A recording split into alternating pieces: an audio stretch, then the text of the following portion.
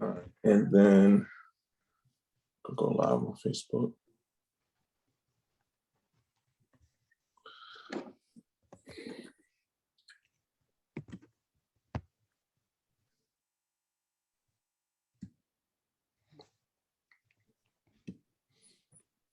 Come on, smile for us, Miriam. You look like somebody stole your lunch. No, I'm really like trying to make sure I don't mess up. Oh no, don't overthink it. We here to have fun. This is gonna be a great conversation. Brother Khalil is a great host. I've seen him doing other people's podcasts and talking a lot. Talking a lot. Yeah, if I'm on the phone with him, we could be on the phone for hours. Let's just see. It's trying to let's see. I started it, but it didn't. Just make sure it's starting. So it don't go live on IG, right? No, it doesn't go live on IG.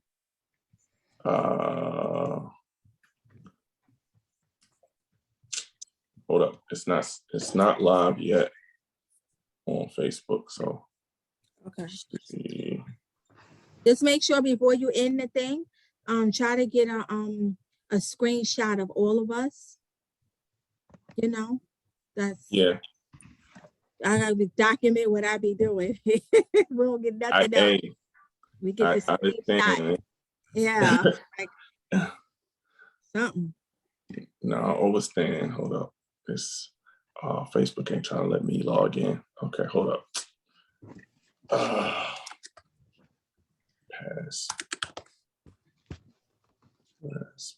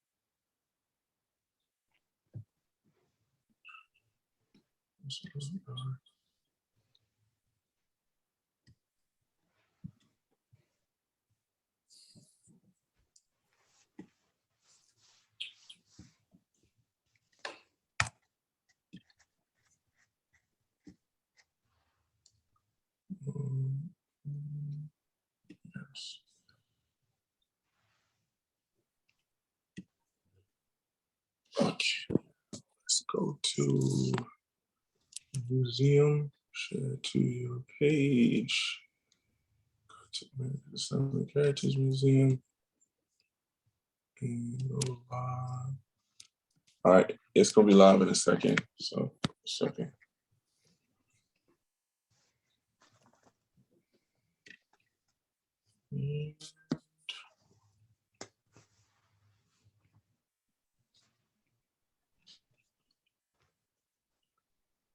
All right, we are live. Welcome to America's Islamic Heritage Museum, Behind the Artists, with special guest, Missundastood. I know her as Tavasha, knowing you for more than 10 years now, man.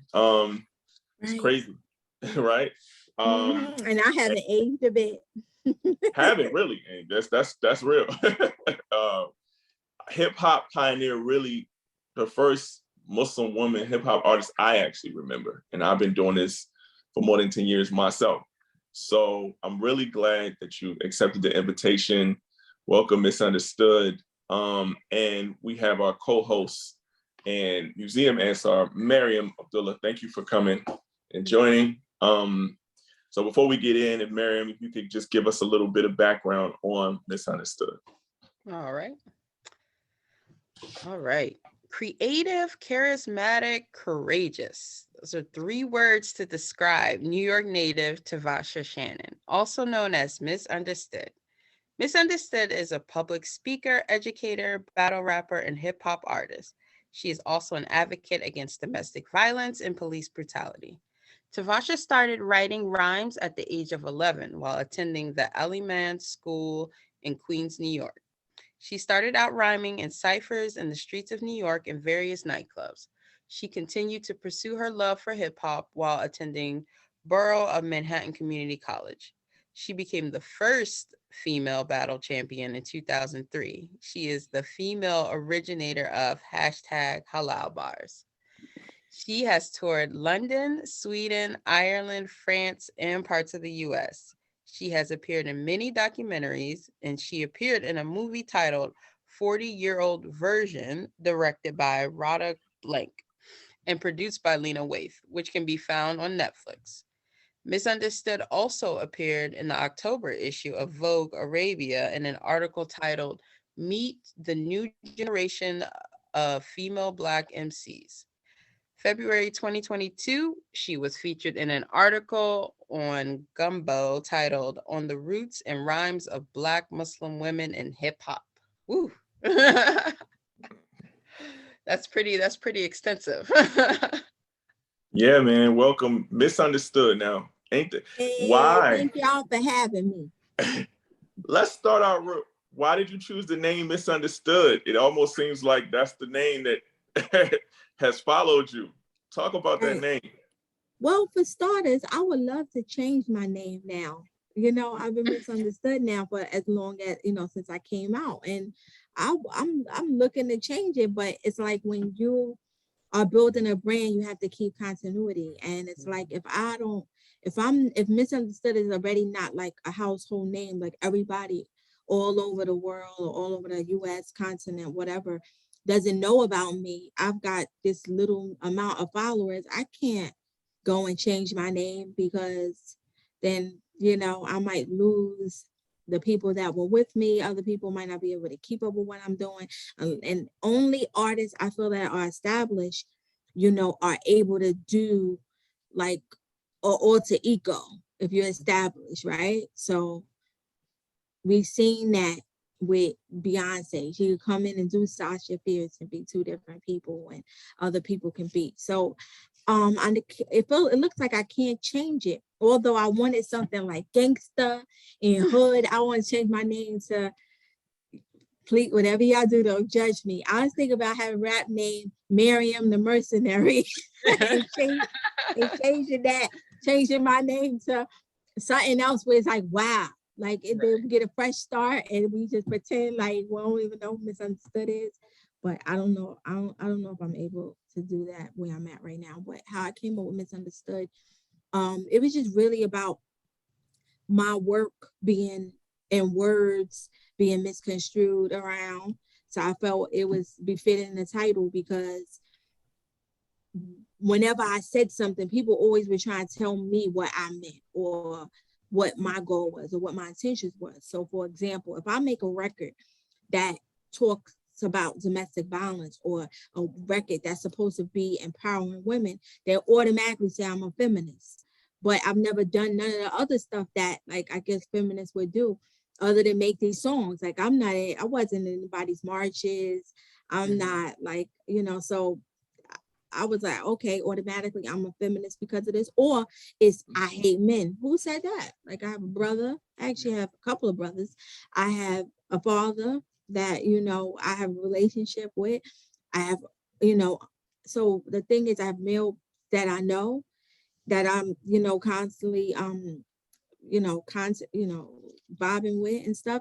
So where did y'all get I hate men? They got that when I made a record about marriages that were going bad in the Islamic community, how it was like a revolving door and women were being used for like, sex, temporarily, or I might make a record, about, so it just was always only a small percentage of people really get me and be like, what, I know what the sister was trying to do, but other people will like really spin it. So I said, dang, man, I'm just so misunderstood. That's not even what I meant. Like, that's not even what I'm trying to do or whatever. Or,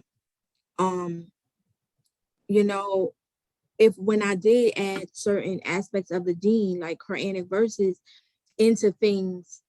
Well, I was always told that I was trying to make something that the religion and our Lord has made not permissible, has made haram forbidden. I was trying to make it halal. And I just was just like, I never went around and was at music conferences telling people this is what they should get into, or y'all should all come.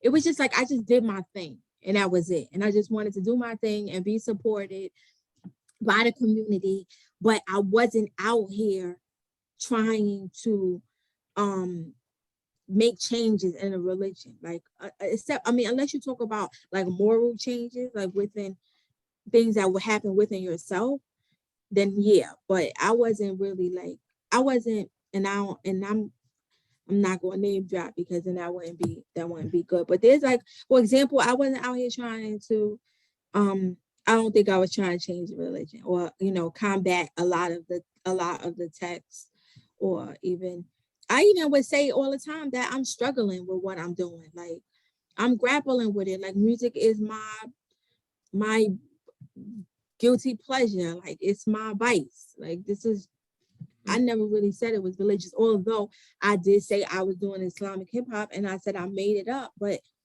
we didn't add it to text. We didn't add it to our hadith book. We didn't add it on as a Quran thing. We didn't. So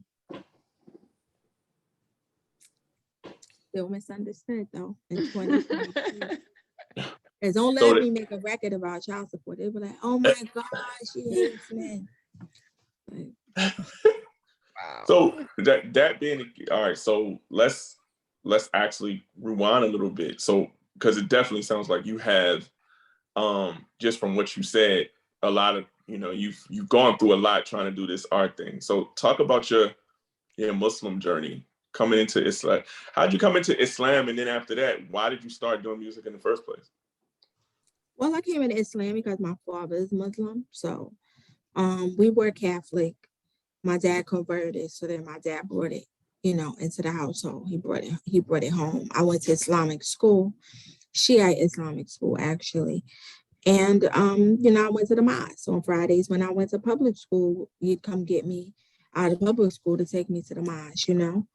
I baked cake with my mom to sell at the mosque. I was like, you know, I was involved and stuff. And, you know, it was Ramadan. He took me for iftars and different things. So that's how I'm Muslim because of that. But when you become Muslim, or you are either, if you're born Muslim or you become Muslim because Did she break up, man? Yeah, just a little, but I think it might jump back in. Are we good? Yeah. Mm-hmm. Yeah, so if you become Muslim because of your parents or through your parents, people will really try to discredit the level of religion. So of course I took like Shahada as an adult to make it like solidified that although I came into this as like a child and as a young person, I'm not an adult making a conscious decision for myself without have nothing to do with my parents and you know, nothing to do with no one else but me. So then I've been rapping. Actually, I started rapping in the strict Islamic school I was going to. The school was dry. It was boring. Like most schools that have Like rules. Them Islamic schools got rules, you know, stay, don't talk to the boys. You know, you guys stay on this side of the classroom or y'all in separate classrooms. Know this, know that, know this, know that. So I just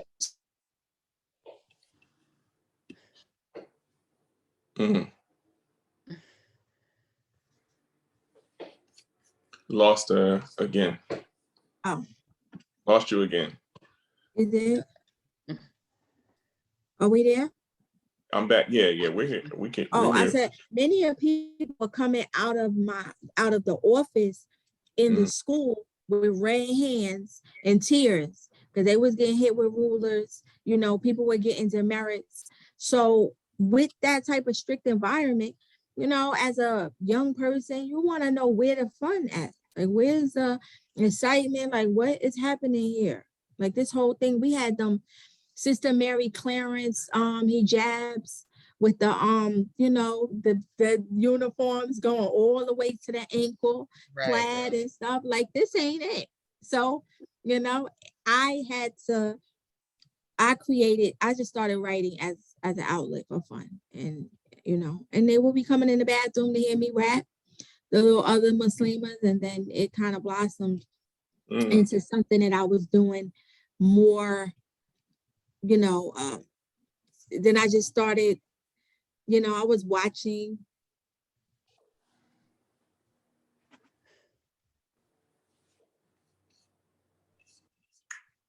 Having connection issues. I'm having it, or you having it? So I have you dropping out. Is she dropping out to you, Miriam? Yeah, it's dropping out. Yeah. Yeah. Are you on Wi-Fi? Maybe check my Wi-Fi. I think we should be on. It say connected. Okay. I can hear you now. It's just sometimes it's dropping out. It's getting a little. Yeah. I got Spectrum. Okay. I don't know if you got that or who knows what that is. But yeah, I don't know what you and I'm scared if I disconnect and reconnect it, we might not be together. Yeah. Don't disconnect it. We'll just go. Hopefully it'll get better. So I know you said like you started rapping while you were in Muslim school, but like what was like, so pre-Islam, were you still very artistic, and did you like rap before Islam, or were you into rap? Did you like listening to rap? Like, what was your exposure to rap? Well, my exposure to rap came from like my aunts and what you heard like at barbecues, or block parties and events. So, as a younger girl, I remember Salt and Pepper. Definitely. I remember them. I remember Heavy D being played. I remember Rob Bass. It takes two to make a thing go right. I remember those records. So I did like hip hop growing up. I just tried myself with the rap, and then I was, at first nobody's good when they first start. When they first start, you think you are. Like, you think you fire, you think you good. But no, you just put some stuff together, some of your stuff rhyme, but it might be a little corny, but it's with, working at it. But in hip hop, like when I was growing up and I was that young girl trying to rap and stuff like that, around that time, Little Kim was out, Foxy Brown was out, the Brat was out, the Eves, all of them, they were out. But when Little Kim first came out, I bought the cassette tape for hardcore. I was listening to my Walkman and everything. And my dad said, yo, let me borrow that. He wanted to borrow my cassette tape and everything. And I was just like, borrow it. Like, why you gotta? And I let him borrow my Lil' Kim tape. And then when he came home, I said, where's my tape? And he said, in the garbage where it belongs. And now there was so much for my no time for paper.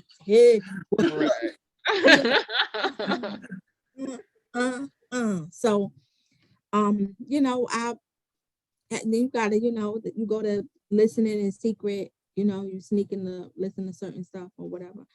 But now that, when it was happening, I didn't really understand it. I'm like, it's hip hop, everybody listen to this, like, why you tripping?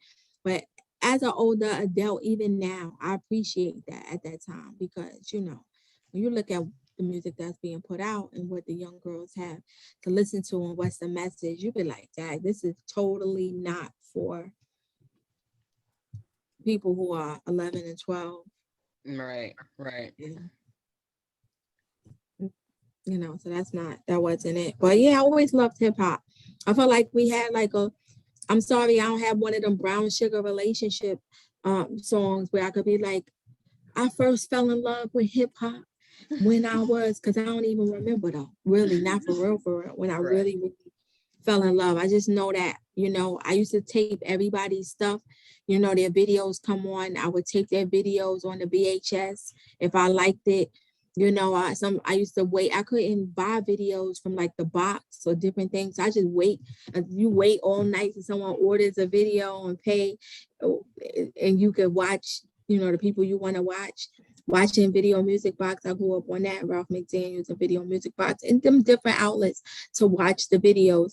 And yeah, hip hop is, and now look at it, running things. Hip hop is, we love hip hop.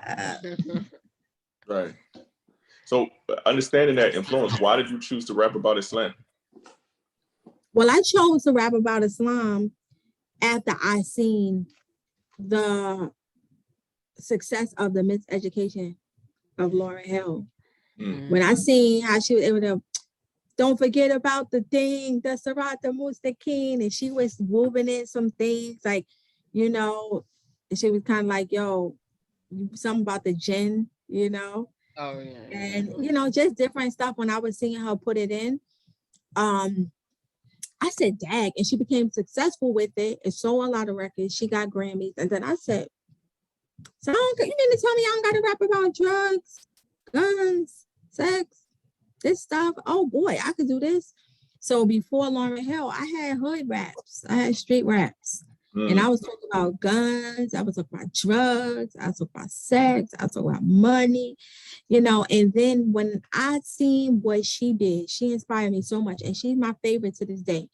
I don't care if she late to all her shows. I don't care if she don't put out another album or she not putting out music regularly. You know, I don't care about none of that. I don't care if she was with Wyclef. Who cares? She is so dope to me, and she always inspires me, and I still go to her shows. I mean, I just know better, so I know to have a babysitter on deck.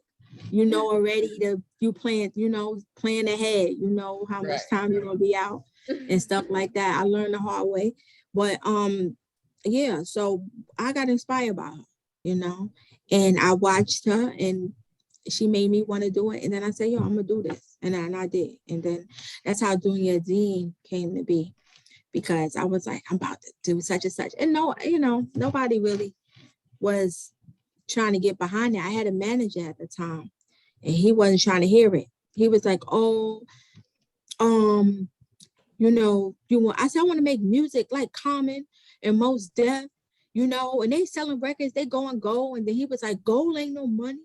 But I do this because and at that time I wasn't even big on listening to Mos Def or Common. It was just that I knew they were conscious rappers and I knew they gave a message, and I was just like, okay, I want to start giving a message in my music. I want to be inspiring in that way. So then came me rapping.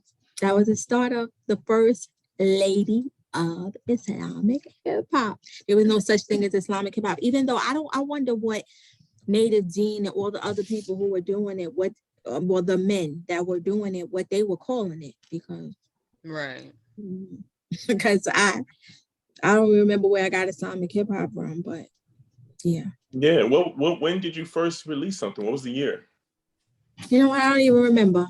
Honestly, I don't remember when I released anything because I was not documenting properly. So now you ask me 2022, I'm not going to remember because I wasn't documenting properly. And yeah, I'd probably have to find the CD cover, see if something was written on it, like if I wrote something, you know, something of that sort. But I know I did that. I was still in high school, and I want to think that I was like about I want to think that I was 17. I want to think that I was around that age, 17, 18 or so. Around there. Yeah, I want to think that was right.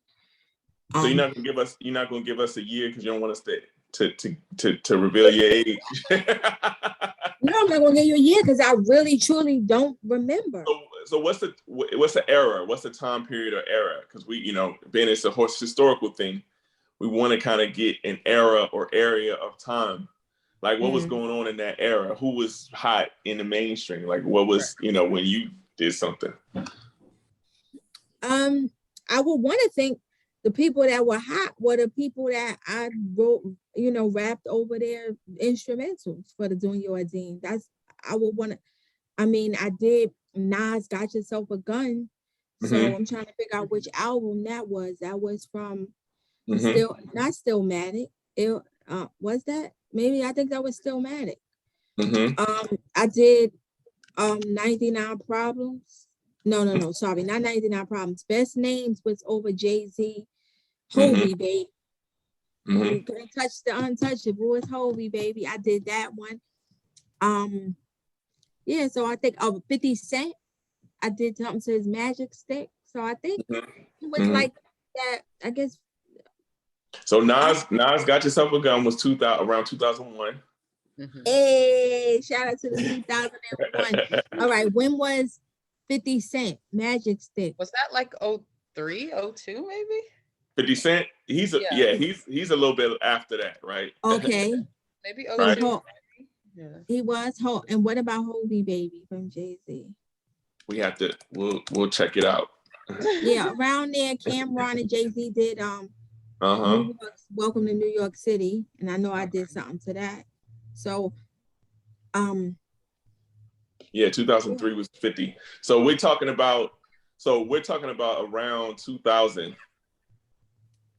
Wow. Around 2001, 2002. That's 20 years. That's amazing.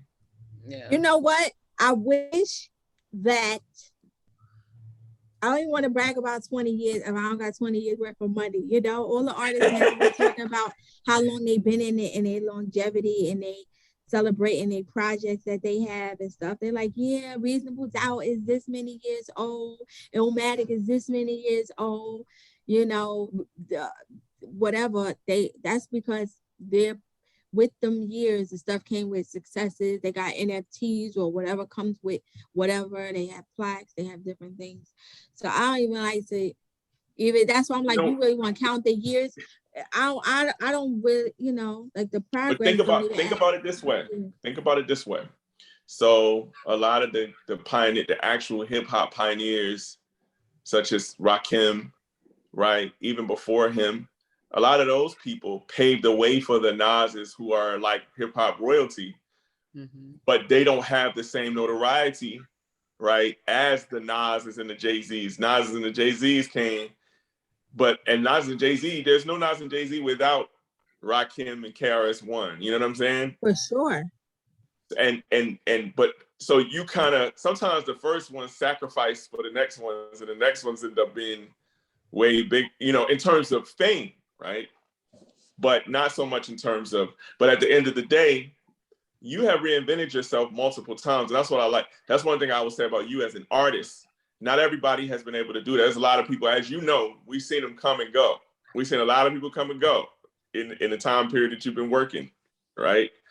I want you to talk a little bit about reinventing, and then, you know, Miriam, if you have something after that, talk a little about reinventing yourself and feeling the need to reinvent yourself based on the support you kind of got in the Muslim community. Because I know it's difficult in the Muslim community because of the music. It's our own thing.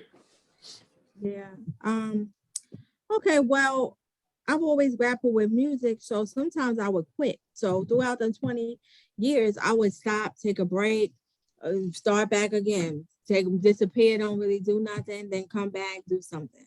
I got married, I had a baby, stop, you know, because I've been in relationships that weren't supportive. You know, I was married, and, you know, my significant other didn't support my artistry. So you take a break, because you really can't, even with anything that you want to do, and you really want to be successful, and you want to be really motivated and encouraged to do, be your best self, you do need support. You know, being void of support, whether it's from the community or your significant other, can have an impact on you for sure.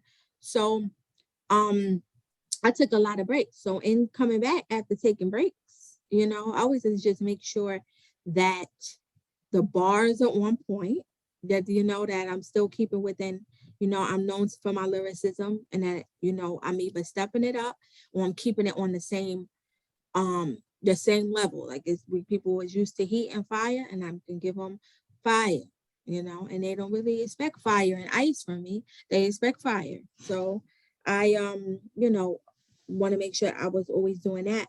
But in reinventing myself, I try to play around with my look a little bit. You know, I try to, you know, look like something. and in doing and even so more now, and I feel more of the pressure to do that because more of the focus, is on how things look and aesthetics. But I've tried.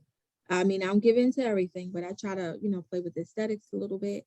Um, I've stepped it up with my visuals, which is, which that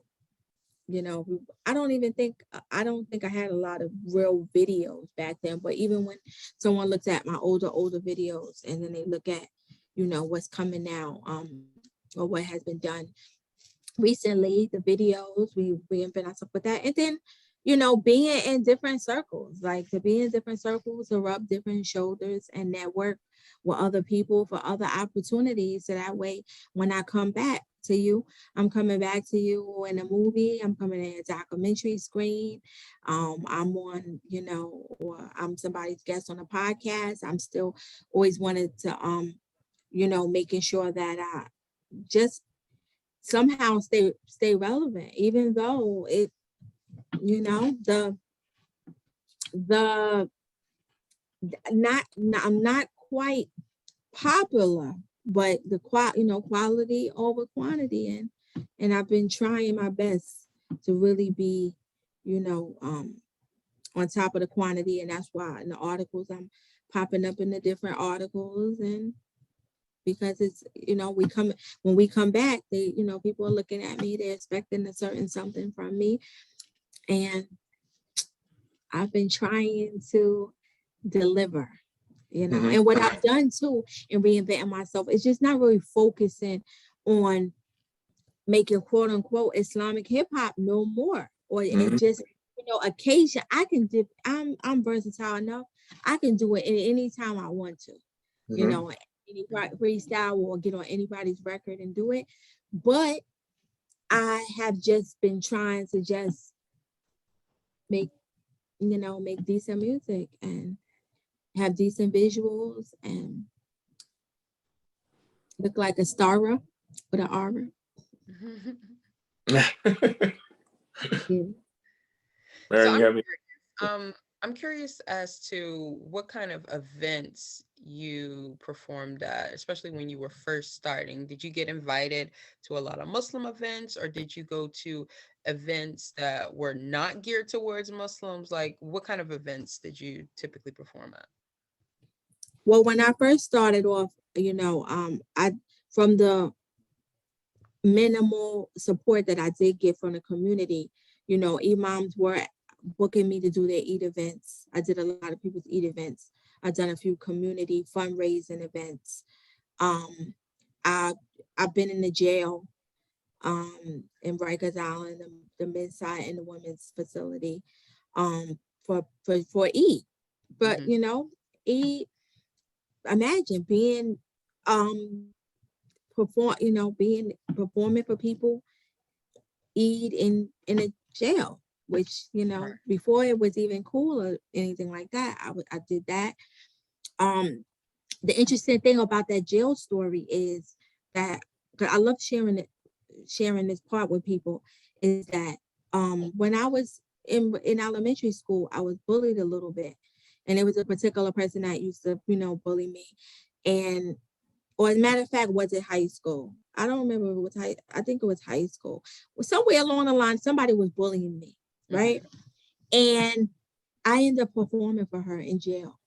Whoa. When I went that day for the Eid, she wasn't Muslim when when I went for that day for the Eid and I performed on the women's side, she was in the front row. Could you imagine what it's like to see somebody who used to bully you and now they're sitting in jail and you're performing for them? You're their entertainment. And it's like so crazy because, when people bully you and you want to run, you're like, if I ever run into, when you get like your courage or when you get older or if you get stronger or bigger, you're like, yo, if I run into so-and-so, it's on. Like, it's on. I'm going to do this. And then when you run into them, when I ran into them, I was like, I was just so humble because I was just like, sometimes you don't even have to give people back for things that they do. Look at the karma of what things go. But yeah, I've done fundraisers, I've done block parties, Eid events, Muslims events that they, normally would use the religion to get me to do it for free by saying, you know, do this BCBD law for the sake of Allah. I did a lot of free events and getting my name out there, or just, you know, to be busy and active, a lot of free events. So, and there were some, you know, there was a few tours, a few college shows. I think those probably came a little bit later, because you know the tour, that one was like 2010. So the Don't Believe the Hype tour happened in like 2010. So there was some things that happened in between there. You know, I would sometimes get flued out to go do something at a cultural center or whatever, or perform somewhere at the Schomburg or something. So there were a lot of opportunities. However, I still never made certain spaces that I felt I should have, or probably should have been in: the mosques, the cares, the ICNAs, the ISNAs, the taking it to the streets, the wherever else, big places and big stages. I think there was an event that happened at the Apollo. I don't know. We all got the invite or something, but you know, I'm grateful for all my opportunities.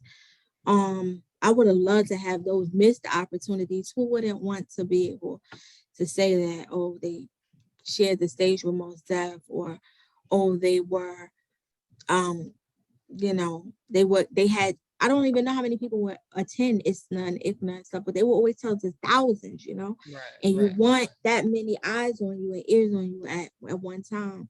So, I mean, I think I did an Islamic Relief event, and that was probably by like default, kind of like, I don't know, like maybe I'm trying to remember, was that like through Native Dean or something? But yeah, a lot of performances in a lot of places. All right. So what did that, all right, so I know you ended up, so obviously, because you mentioned a little bit about those, that's a really good question too, about the events. Because while you're saying that you did events, you didn't get to those events. You did do a lot of events that, you know, with the jail events, some other things that nobody's ever been able to do. One of the things that I loved, what I saw once that you know, once I saw you doing a battle rap, right? And you was killing somebody too. And I was like, look at that. Again, you know what I mean? I don't know if we've ever seen like a Muslim, you know, woman hip hop artist who's doing Islamic rap and then doing real straight up battle rap too. So again, you innovate right within us. What made you decide to get into, you know, that kind of battle, that poetic battle rap that, you know, it's kind of into that? It's like a big deal now, right? What made you decide to do that? Well, we started in terms of battle rap.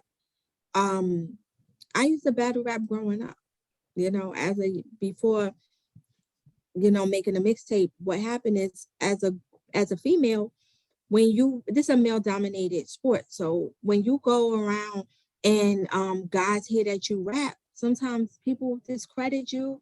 They'll, you know, are you nice? People like condescending messages and different things. And you have to prove yourself. So in proving yourself, that's when you do a few lyrical funerals. You have to do some funerals and improving yourself. So I've used to battle in high school. I used to battle in college. I would battle in the streets of Brooklyn. I would battle. So in college, I had my first battle, and that was at the time that Rockaware was popular. Jay-Z had his clothing line, because I had a Rockaware velour red and white sweatsuit with white Nikes for my battle that I had. And I was attending Borough Community College, and I was the first female champion. I won that first semester. And then they had a club, like a rap hip hop club or something. So I didn't win next semester. When it was time to battle, I battled this guy again or whatever, and I didn't win that one.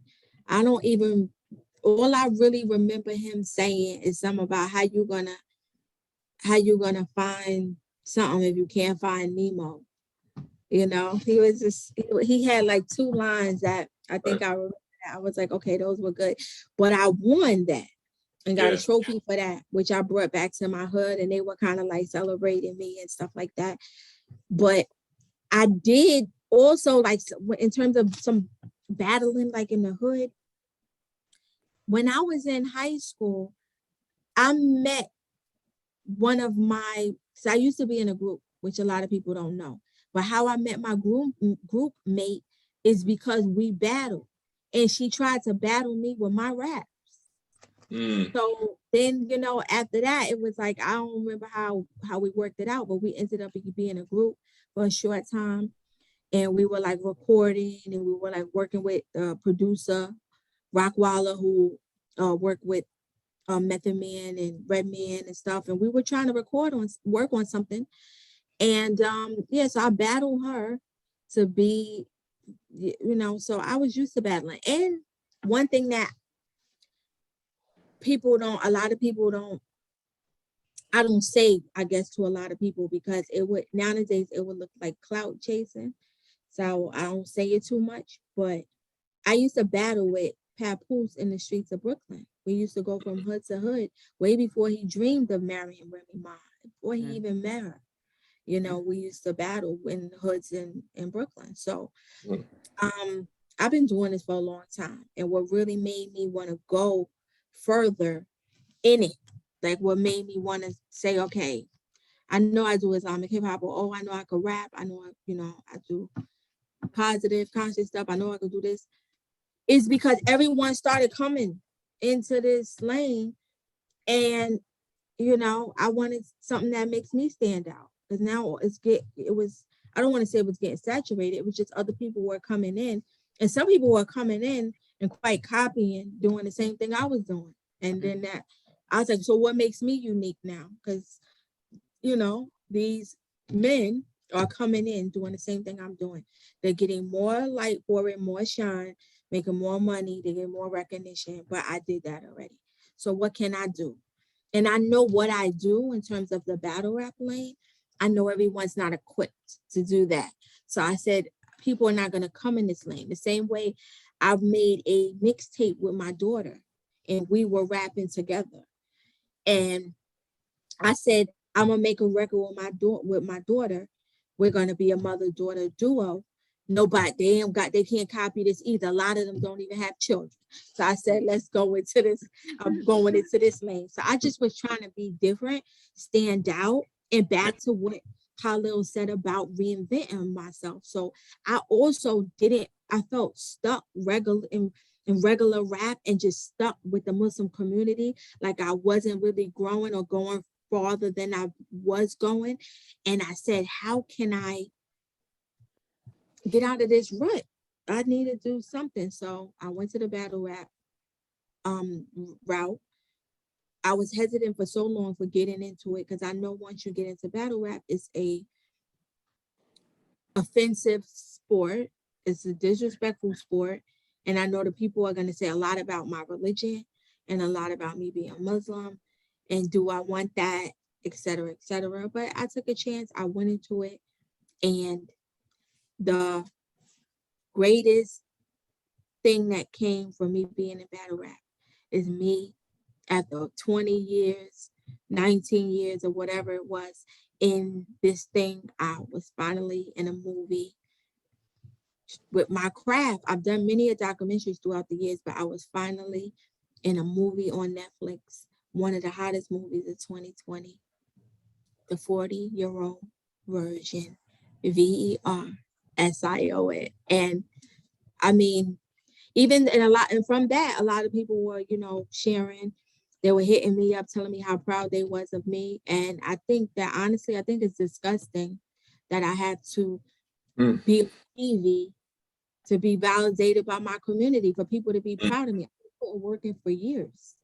I've been trying to be a good role model to young Muslim women, to the young girls, to the youth, with me not cursing and everything in my lyrics.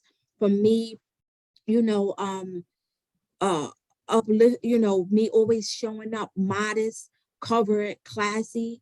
for me showing up and just like uplifting uplifting Islam in spaces, although Islam didn't need me, what I do, Allah don't need me to do this. This is like just optional. But I felt like I've done so many things throughout the time, and even just recently becoming like just speaking more on domestic violence and that social ill, or even other social ills. I just feel like I do so much, or have done so much in my eyes, that this now was the moment that people finally were proud of me, because they seen me in a movie on a Netflix.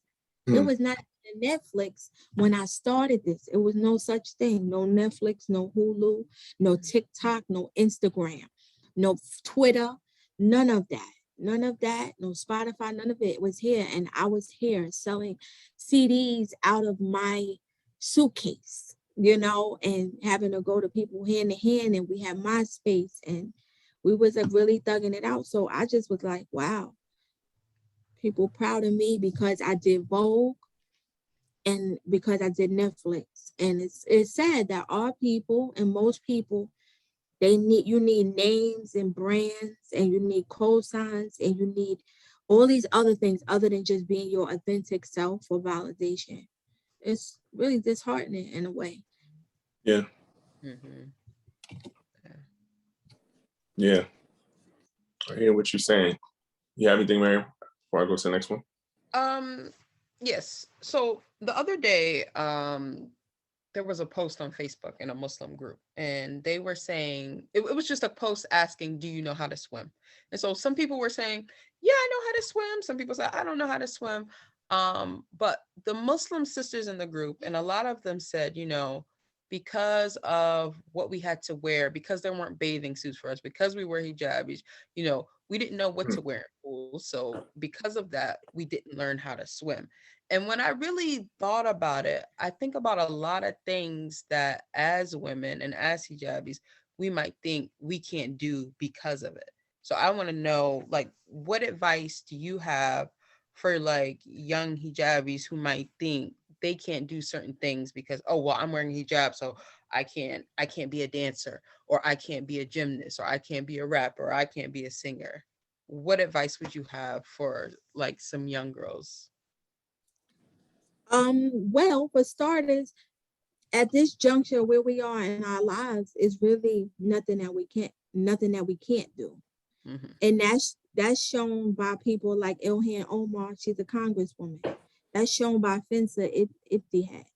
That's shown by, there's another sister who played ball. I mean, we broken into those spaces, so therefore you can. I mean, my daughter could be the president. Right. I mean, Kamala Harris was this close. I mean, she's not Muslim, but I just feel like we can find us in so many different spaces. I was in Target last month in February, and in Target I seen Leah Vernon and Basha Regine in Target. They have their pictures there. They're modeling. I don't know if you know them. Y'all know them, but they're modeling, so they're in Target. So I mean, we're in these spaces, not to say that we don't still have challenges. No, we still do have challenges, because there's certain spaces you can't get into. But you remember Halima Aiden, she was modeling bikinis. She had on, bathing suits. And people gave her flack for it. Mostly the Muslims gave her flack for it. They felt like it was fire. She looked good. And it looks nice. So we're able to do anything.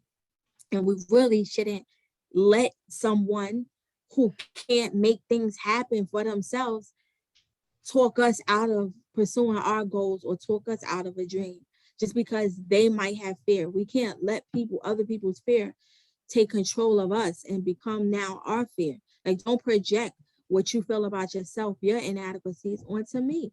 I mean, that whoever felt like that, they probably have, some low self-esteem, or they might have some reservations. They probably just need to be uplifted. You just need to get into another circle, because my friends Don't tell me of what I can't do.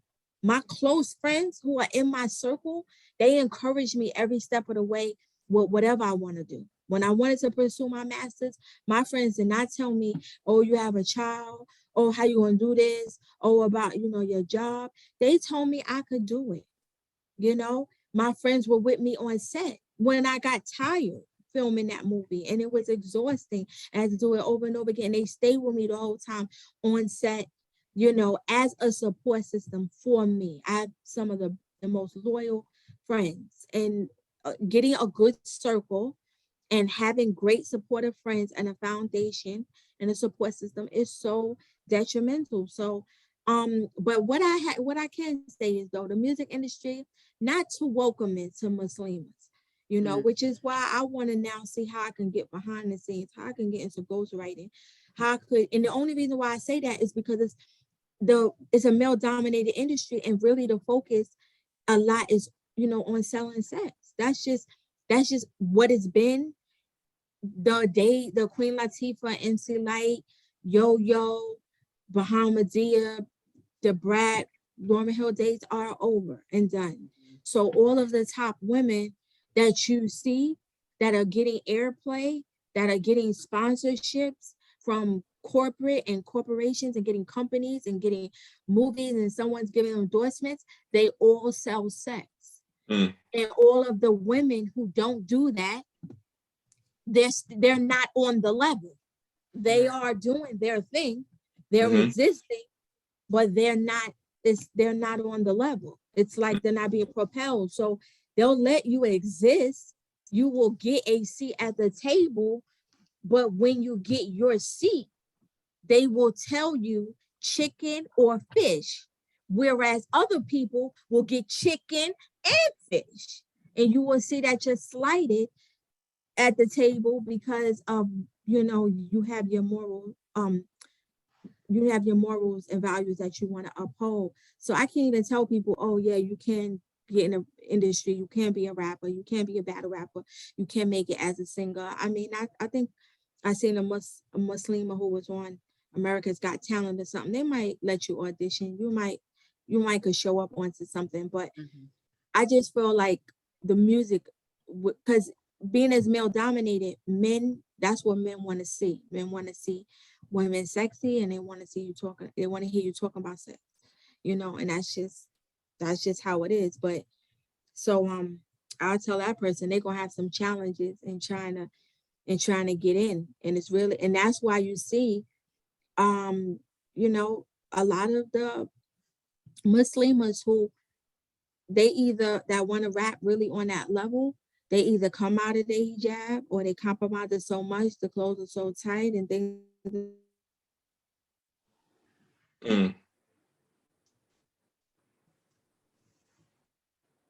Lost you for 1 second. There we go. Oh, or they don't wear the hijab at all. I think I recall when I first came in, I thought Eve was Muslim, and I remember reading on her credits on her album, her first album, Let There Be Eve, on the credit, she said, I like to thank Allah, right? And then she had in a song that she wrote called Heaven Only Knows, when she was like something telling her story, and she was like, I thank Allah every day and there's no going back, and that was the wave. But then that short, however it was, it fizzled out. The same way there have been other Muslims or people who have tried to practice Islam that you see on reality shows, and when you go on that show, or it's just it's difficult in music, though, which is probably why some people think it's so controversial and frown upon it on it. But y'all see what I've been doing all these years, 20 years. Y'all never seen me out of hijab. Y'all never seen me twerking. Y'all never seen me embarrassing y'all. When I go to the masjid, I don't have to hide from nobody. When I see the imam in the street, I don't have to hide my face or turn and go across the street. Any leaders that I run into, I do not have to hide from them, because the person that I am is nothing to be ashamed of, you know? So I think I do. I think that, I try my best to stay within the boundaries. I did get confronted by the lovely Aisha Prom, who she checked me at an event that I was at, and she was just telling me, she laughed and she did it in a jokingly way, and in a way that you're supposed to correct people. You shouldn't correct people for something or come to someone to talk to them about something, and they leave so offended, and now they, so angry because sometimes it's not what you say, it's how you say it. Sometimes it's not how you say it, is what you said and how you say it and everything. So if y'all don't know, I did a battle rap where I battled a guy. And in that battle, I had said that, I'm, you know, rookie, but I'm not a vet.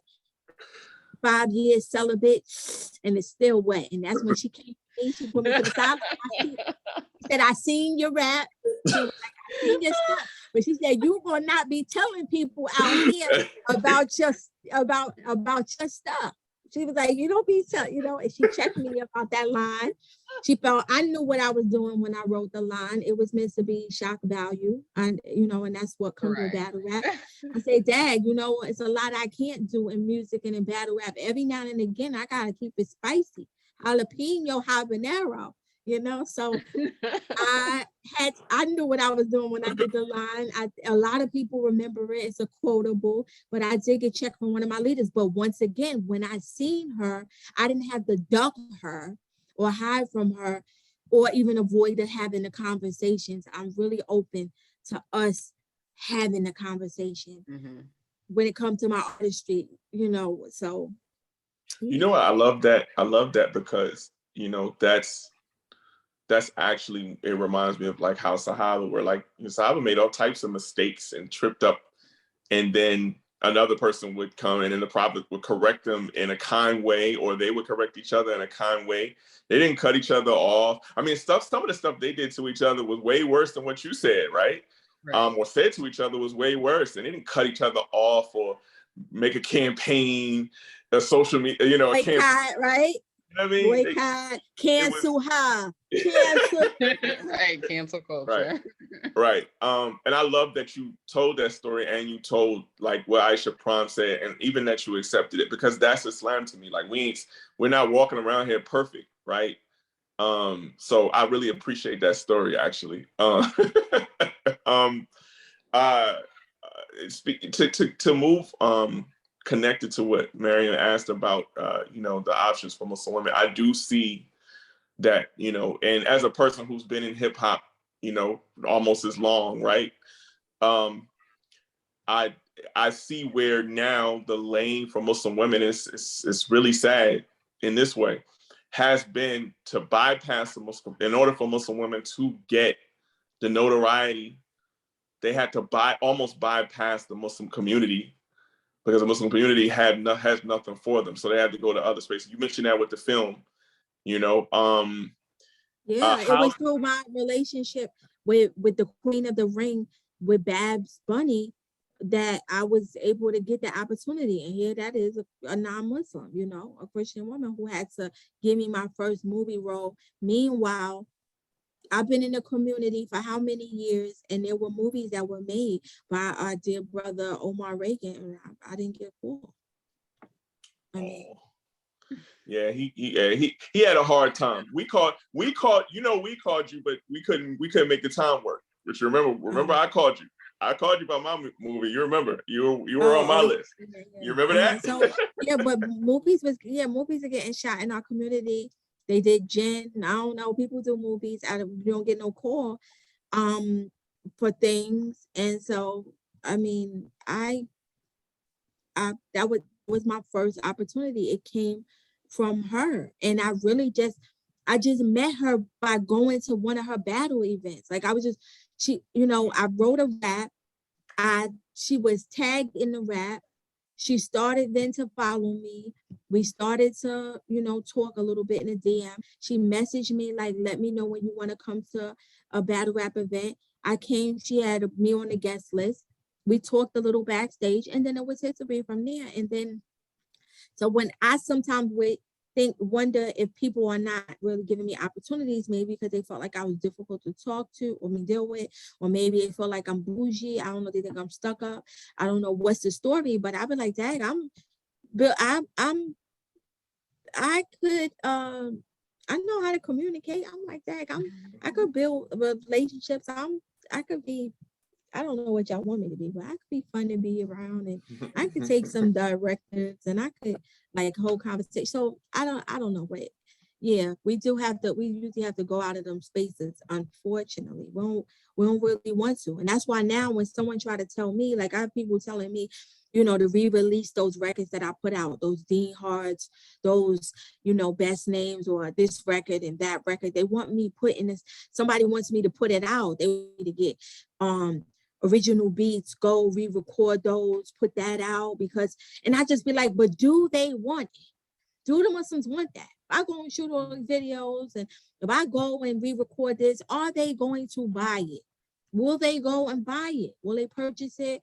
Are they going to, like what's gonna happen? Like they so like finicky.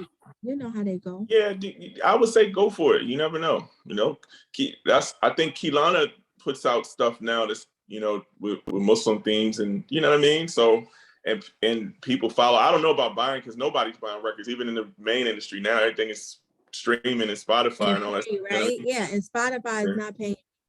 Yeah. At all. They giving you pennies, for your stuff. So you're doing all that work. Yeah, all that work to be ripped off and jerked around. So. Yeah. Any more questions, Miriam? No, but I do want to say that people in the comments are saying to put your music out. They are? Yes. Oh, bless your heart. Bless your heart. I need look. All y'all need. Y'all all need to get a petition going or something. I mean, I'm like, I look. Can't believe you. You need more people. Like, I need to see it because, like I said, when I look at like where the support is coming from now, I pay attention to a video I released, how many views it got, how many subscribers do I have on YouTube, how many followers are following me on Instagram, how many people, if I put something on Bandcamp, how many people really went to go and buy the record. So I put a record out for women empowerment on my birthday, and I said, listen, this just bring me great joy if you all go and get my single. It was $1.99, and I was able to see who all went to purchase it, and I have way more people that didn't purchase it than people that did. Like so many, so many people, and that doesn't mean anything. That doesn't mean that people are going to support you with their time, and it doesn't mean they're going to support you with money. If you invite people to events, how many people show up and appear? So you all want me to be the poster girl for Islam. Meanwhile, you all are not showing me that y'all support me, for me to have this type of dedication and commitment to you. So it's like, it's like, what are we doing? I think I tried to collaborate with Muslimas. That was uneventful and unsuccessful. Meanwhile, I messaged 3 women from battle rap who I didn't have a relationship with, and told them my vision. I said, listen, Brandy has a record. I Want to Be Down. It's classic. The remix was classic with Yo-Yo, MC Light, and Queen Latifah. I want to remake this, and do this. And I wanted to do it originally with the Muslim women of my faith who do stuff. And I've reached out to people. People have said we're going to collaborate, and they don't move on it. I have people cancel on me after saying to collaborate. They changed their mind.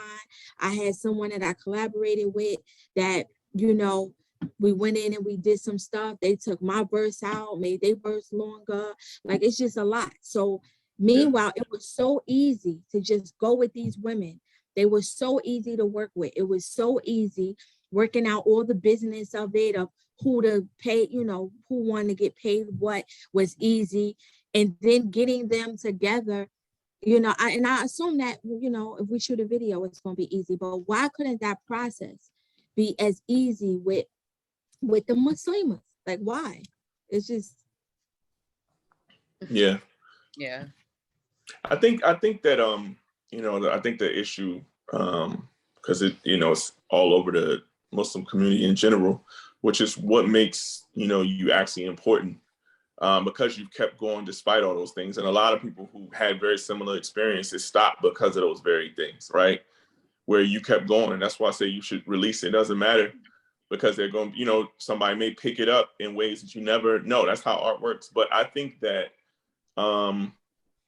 Muslims are kind of finally just kind of coming out of that fog. And what happened was everybody's kind of desperate because of that struggle, and not having a support, because it's, let's just be real, because it's music, and it's because it's taboo anyway. And let's be real also, because you're a woman, right?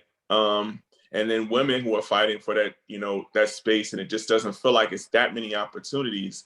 Unfortunately, it's like a setup to a certain extent, which causes almost unnecessary competition, right? And so, my hope, right? That's why I hope, you continue, not just because really music, as you know, music is just one thing. You're an artist, right? You create, right? You know how being a creative is, right? So you're doing movies now, who knows what kind of creative endeavor you do. Just keep doing it, right? Just keep doing it. That's the main thing. Just keep creating, because we need more creatives, especially Muslim women creators, and who are unapologetically, one of the reasons why I wanted you here, this is not just that you're a Muslim woman, but you've been consistent over, like you said, the last 20 years, and being unapologetic about who you are. And that to me is, in many ways even more important than the art, right? Because a lot of times people feel like they have to almost lose their identity in order to be successful, and you don't seem to be going that way, right? And that's what's great. So keep creating whatever you do, and they're saying it in the chat too. So if there's I don't even know where the chat is at because I can't see it. on the museum page, it's cool. Okay, shout out to all of you who are watching, who are tuning in and commenting. We appreciate that. I do want to also make it clear that since we all talk about first, and I am the first lady of and the pioneer and first lady of Islamic hip hop, or however they want to call it. I want to say that I think also that I happen to be I'm probably the first Muslim artist with a master's degree. I think I am in hip hop. Not males, but I think from women, even women that are not Muslim. I think I talked to you about this, Brother Khalil. I think Sister Soldier and maybe Roxanne Shante are probably the only in the industry that rap that also have degrees, And the education is important because that's part of what I stand for. It's part of, it's, I think, I agree with what Malcolm X said when he said that education is a passport for the future. And I feel like it's so important to push that, especially when there's places and countries where women can't go to school or they can't get an education. There's places where it's not easily accessible in certain parts of the world. And, I would still read, even though I don't know how true it is, that the Taliban is still stopping women in Afghanistan or whatever from learning or getting an education or going to school or different things. So that is so important because, in order for women to really know their rights and to really have a chance to have a seat at certain tables, we need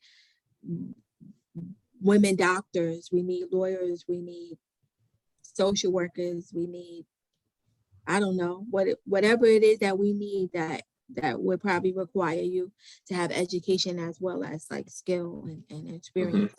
So that's important. That's important. So I like to push that, but that also gets to put me in my own lane by myself. Because like I said, I'm in this shark pool take with all these other people. So you know what I'm saying? I'm like, hey, look, my degree coming, it's like a piranha, like, like listen, I'm different.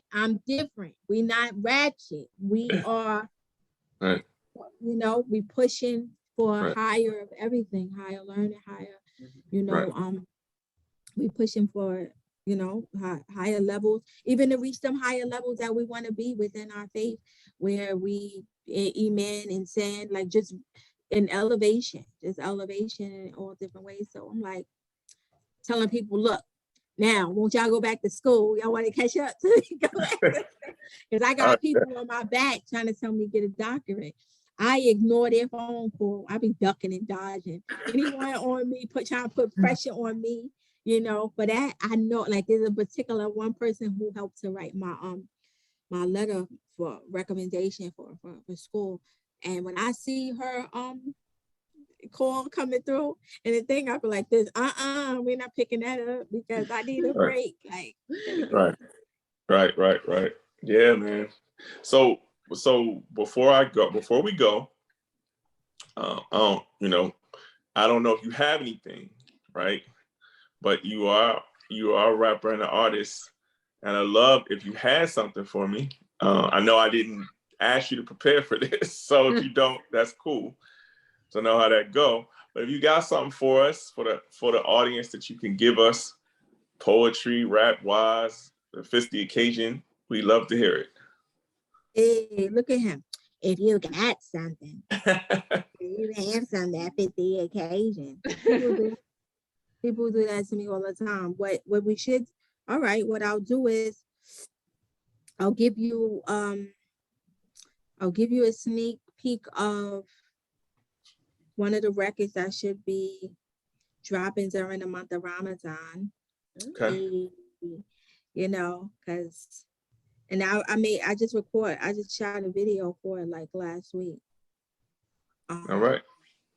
I was trying to pull it up because you caught me off guard, so you know I wasn't ready. You think you slick, but you ain't said nothing slick to a can of paint. I just gotta find it. Like where it go? I felt like I had it because I know I didn't delete it. I said to myself, did we delete it? No. But also, so I did a collaboration with brother I Killed the MC from Jurassic 5.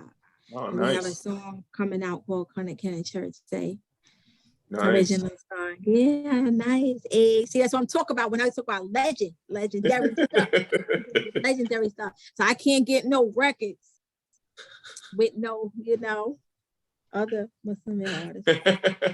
You and me don't got no records, Khalil. But or your band, I don't have no records with them. Sorry. Okay, so let's all right. All right. I don't know if y'all gonna be able to hear me, but we'll see. Amen. Can the believer say amen? Amen. Can y'all hear me? Yeah, we can hear you good. Amen. Can the believer say amen? Amen. Amen.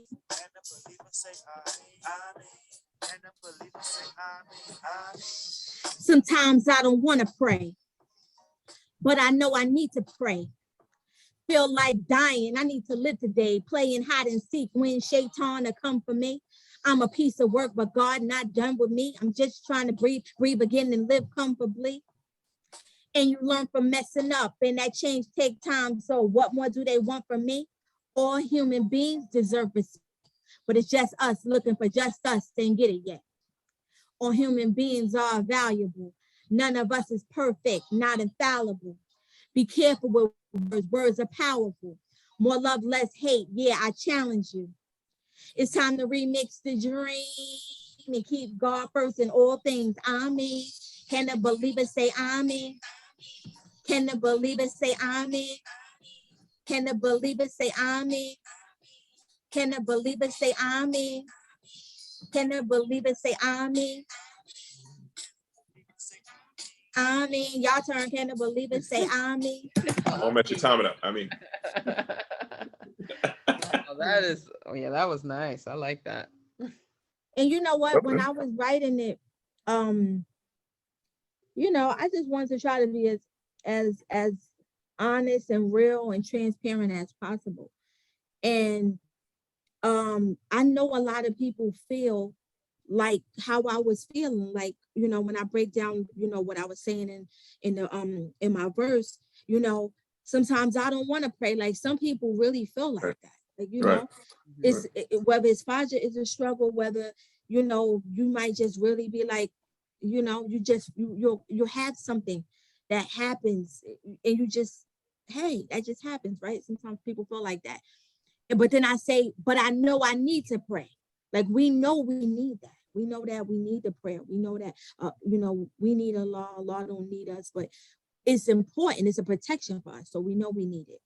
So I'm like, you know, but I know I need to pray. Feel like dying. I need to live today. And what I'm talking about is like the spiritual death, because whenever you really feel like you don't want to pray no more, really inside, you spiritually going through something, and that's when you might be having that spiritual death. So it wasn't like I was talking about a suicide, but I was like, feel like dying. I need to live today, playing hide and seek when Shaitan had come for me. So Shaitan said he was going to wait on the path for the believers, that he was going to be waiting. He did, working overtime, always trying to come for us to get us to do stuff and things like that. So I feel like, to me, my verse is so fire, you know, and I have the best verse on the song. Am I really my verse? Shout out to, you know, brother Shahid and brother Akil. Yeah, but I got the best verse on the song. And, you know, I'll be amazing myself sometimes. When I have a hot verse, I'll be like, dang, I be upset that the world can't really hear what I Right. did. Like it's not Right. on the radio, it's not TV. It's gonna be on a small level, and it's not gonna be like mainstream, because I'll be like, dad, I really killed that, or I said something, that a lot of stuff that I really, you know. Yeah. But you know what? You know, sometimes, man, it's just about inspiring. I mean, you had people in the comments saying, I mean, by the way, I got mad I mean comments right here with people listening to you there. So you ordered something, because everybody's saying, I mean. So you never know, man. I mean, I tell people all the time, especially independent artists, right? Sometimes it's not about the scale or the amount. You never know who you're inspiring, right? And so you might be the spark of inspiring something. And you know, Nipsey Hussle always say, just keep going. You know, Nipsey Hussle was doing it for a long time, and all of a sudden, and that's how it works, man. You keep going, and all of a sudden, something sparks. So, you know, don't stop. That's the main thing, is just don't stop. We really appreciate you coming on. Thank you for having me. I really appreciate it, because I don't know who y'all be wanting to call, or you was considering. But what I really like, honestly, is that not only do you all, you know, respect my artistry and you know, acknowledge me and stuff like that, just giving me my flowers, you know, why I'm still here, and I could get it, and I could hear it from y'all. So that's special, you know, special to me. I mean, I would love to hear who all you was trying to get for this thing, but yeah, that would be nice, because you know, in certain cases, I don't know why, but like, because in certain cases, you know, I've been people's like second choice. You know, they'll be like, oh, we can't get so and so, let's call Missundastood for the show or whatever. So I'm gonna clue you in, right? While we still I can clue you in on that, right? So there was nobody for this slot, because there was nobody who has the tenure and the time span that you have. So that's just real. Like, nobody's 20 years in, nobody has a Netflix and been doing hip hop for that long. Nobody, you know what I'm saying? So seriously, real talk, right? And this is, you know, Women's History Month, you know, and alhamdulillah, I'm glad you actually said yes. We really appreciate it. So it wasn't one of those things where, okay, you were an option because the option didn't work. Right. You know, Miriam knows, like, we didn't do that. We were like, okay, we're getting Missundastood. Right. That's the choice. Right. Listen, don't forget to take the selfie of all of us. I mean, the screenshot. You want to get a screenshot of? Okay, I will do it. I got the recording, so I'm gonna do it. I'll give you that, and I'll send the recording to you. But we're gonna wrap up now and say we appreciate it. Is Miriam, you have any other last thing? Do you have any like social media things you want to shout out? Any, like, I know you say you have a YouTube page. I don't know if you have an Instagram you want to shout out, TikTok, all this stuff. Yeah. Oh, okay. So yeah, I'm Missundastood on Facebook, MISSUNDASTOOD. That's 2 words. I'm The Real Missundastood on YouTube. I'm Missundastood NYC on Instagram. And I'm on Twitter as Missundastood NYC, like MS_understood NYC. Yeah, I'm on all of those. And then I'm on Bandcamp. I have my album Queen's Best Kept Secret is on Bandcamp, the single Best Names and As Well As They Come is on Bandcamp, my Women Empowerment new record, which is out right now, that y'all should go and download and buy and support and stuff, is on Bandcamp. Because I see the money from the Bandcamp. I don't know about the other stuff, but Bandcamp take they percentage, they 15%, and I get my money. So having stuff on Bandcamp, and for Ramadan, I'm gonna release, it's my hope that I'm releasing 2 new videos, which are 2 singles that I did with Brother Akil, which nobody has heard yet. I have an old single that I did with him, no one has heard, called King of Kings, and we're gonna put that out. And then I also have Can the Church Say? So, look for the new music that's coming and everything. My page and my progress is going to be a little slow because I really need to focus, like most people, we need to focus in during that month on the worship. I'm going to try to register for Arabic class. So, the page might be a little dry next month, but I do have, last month I went to Egypt, so I'll be sharing the pictures all month of Ramadan because I didn't share it, so y'all gonna get some pyramid photos. How's that for history? Y'all gonna get some. I got some, some other stuff. That Egypt have a lot of stuff to see. So yeah, that's it. Alhamdulillah. Well, to everyone, thank you. On behalf of the American Islamic Heritage Museum, we really thank you for coming on. Inshallah, we'll see you all next time. We have, on Thursday, we have a writer, Layla Hollis, who's a romance writer. She will be coming on, and we'll be highlighting her. So don't miss that Thursday, 7 p.m. Cayenne peppers. Thanks again, man. And thanks for not. Please don't stop. We want to hear more from you, Missundastood. All right. All right. Assalamu alaikum wa rahmatullahi wa barakatuh.